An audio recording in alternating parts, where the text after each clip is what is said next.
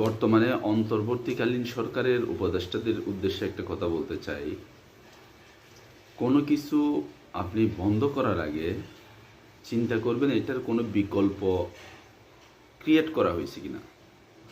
যদি বিকল্প ক্রিয়েট করা না হয় তাহলে এটা এই মুহূর্তে বন্ধ করা কি যুক্তিসঙ্গত? মোটেও না। কারণ আপনি কোনো একটা জিনিস বন্ধ করবেন তাহলে এটার ক্রাইসিস দেখা দিবে প্রতিটি সেক্টরে। তাই আমি যেটা নিয়ে আজকে ভিডিওটা করছি সেটা হলো পলিথিন।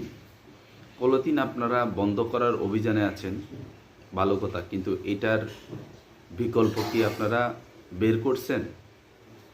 আপনাদেরকে আগে বিকল্প বাজারে ছাড়তে হবে, এরপরে আপনি পলিথিন বন্ধ করতে পারবেন, এর আগে নয়।